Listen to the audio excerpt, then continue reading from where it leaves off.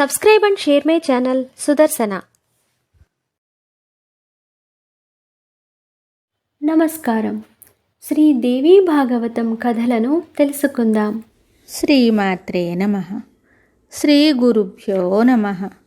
శ్రీమద్దేవి భాగవతము 6వ స్కందము.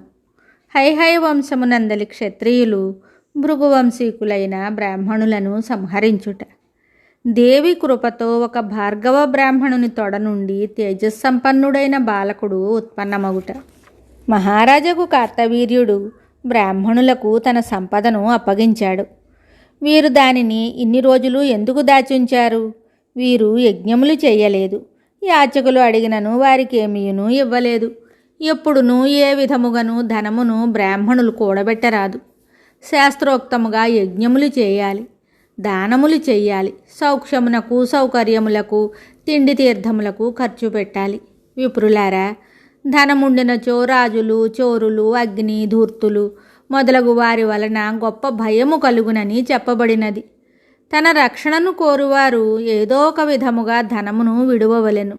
లేకపోయినచో ధనమును కూడబెట్టు పురుషుడు స్వయముగా మరణించి దాని నుండి వేరగును, నరకము అనుభవించును. ఈ నియమములన్నీ తెలిసి ఉండి కూడా మా ఈ పురోహితులు లోభమునకు వసులై సంశయగ్రస్తులయ్యారు. ధనమునకు దానము, భోగము, నాశము అను 3 గతులుంటాయి. పుణ్యాత్ములైన పురుషులు ధనమును దానభోగములందు ఖర్చు చేస్తారు. పాపులైన వారు తమ సంపద నుండి వంచితులవుతారు.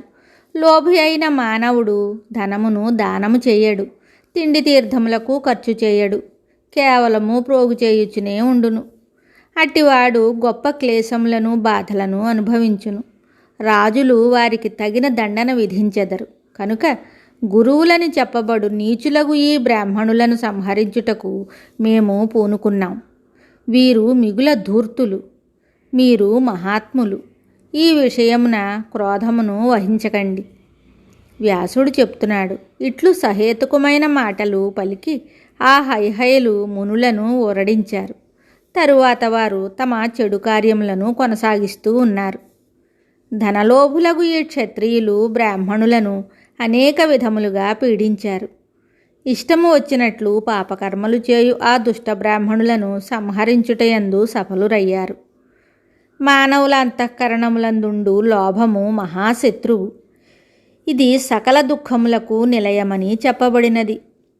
దుఃఖప్రదమగు ఈ లోభము ప్రాణములను కూడా కోల్పోనట్లు చేయును. సకల పాపములకు మూలము ఈ లోభము. లోభమున పడి మానవులు 3 వర్ణముల వారికి నిరంతరము శత్రువులవుతూ ఉంటారు. దీనివలన వారు సకల దుఃఖములను అనుభవిస్తారు. లోభము చేత మానవులు తమ సదాచారములను, కులధర్మములను విడనాడుతారు. తల్లిదండ్రులను, సోదరులను, బంధువులను కూడా చంపుతారు. గురువు, మిత్రుడు, భార్య, సోదరి అను తారతమ్యము లేకుండా అందరినీ చంపివేయుటకు సందేహించరు. లోభముతో నిండిన మానవుల బుద్ధి నశిస్తుంది. పాపి అయిన మానవుడు చెయ్యలేని దుష్కర్మ ఏదీ లేదు. కామక్రోధ అహంకారములు ఈ 3ను శత్రువులు. కానీ వీటిని మించిన శత్రువు లోభము. దీనికి వసులై మానవులు ప్రాణములను కూడా పోగొట్టుకుంటారు. అట్టి ఎడల దీని గొప్పతనము ఏమని చెప్పగలము?